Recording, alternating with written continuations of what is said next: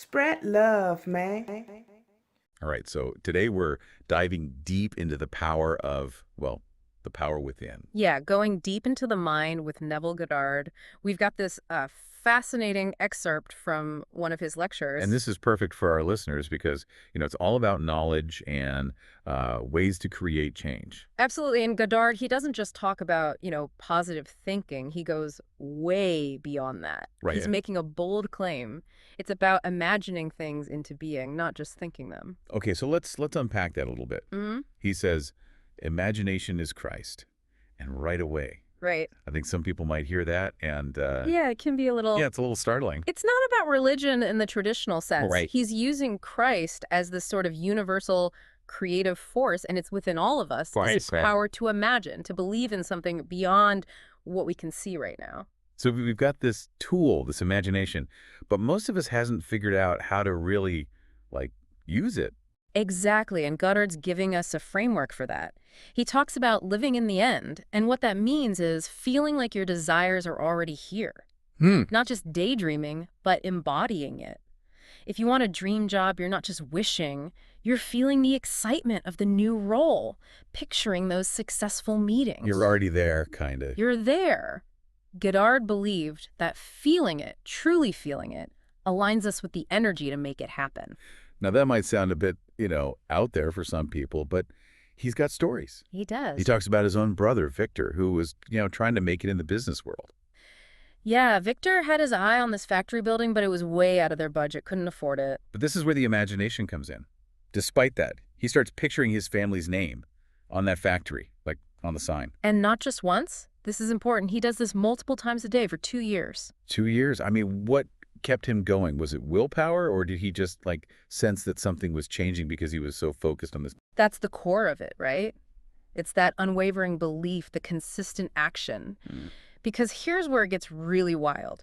Out of nowhere, an investor appears, offers to buy the building for Victor. Wait, hold on. Just shows up. What prompted that? Isn't that something? This investor had been watching Victor, was impressed by his character, his work ethic, offered to finance the whole thing. They turned a $50,000 investment into millions. So are we saying it was just luck?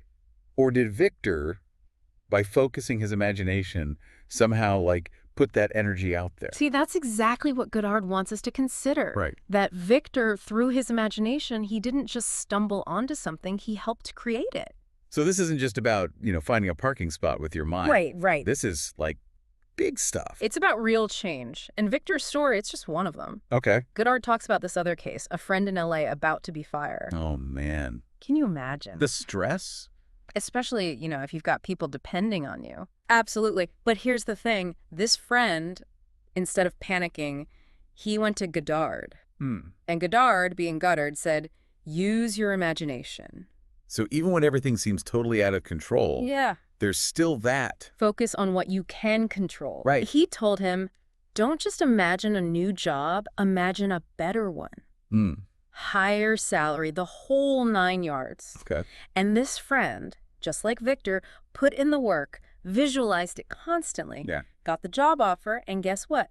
25% higher salary. Wow. So is it by changing how he felt inside, he actually changed what happened to him? That's what Goddard believed, that we attract what we are, not just what we want. So our thoughts, our feelings, they're not just in here, they have power. They do. It's about belief, real conviction.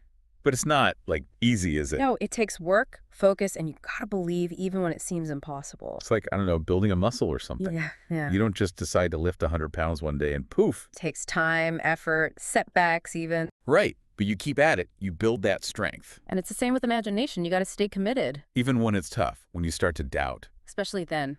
Build that inner strength. So, all right, we're listening, we're interested. What's the first step then? Goddard's got a plan. First, identify your desire. Okay. Don't hold back. Think big. Be specific. What do you truly want? Okay, we've got the desire. Now what? Now comes the exciting part. It's not enough to just, think about it. You got to experience it in your mind, vividly. What would it feel like if you had it? What would you see, hear, use your senses? Like a movie in your head. Exactly. Yeah. But you're not just watching, you're the main character. You're living in that reality. And here's the thing, don't just watch it, feel it. Feel the joy, the gratitude, the peace, everything. Act as if, right? Yes. That's how you resonate with the energy of it, make it more likely to happen. But what about when, doubt creeps in? When you're visualizing, but nothing seems to be changing. That's the real challenge, isn't it? Cultivating unwavering belief. Remember, Victor, 2 years. You have to trust the process, even when things around you haven't caught up yet. So it's not instant, it's a practice. It is. You're showing up, nurturing that seed with your imagination, trusting it'll bloom. And each time we visualize, we're kind of like building that pathway in our brain. Exactly. Making it easier to embody that feeling, and that changes how you act, the choices you make, even the opportunities you attract. So it all comes back to that idea.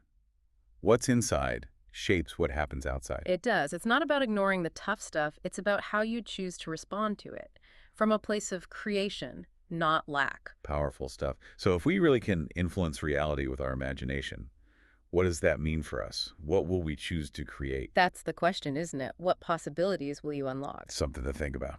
And that's a wrap on another deep dive. Until next time, keep those imaginations going. We'll see you on the next one.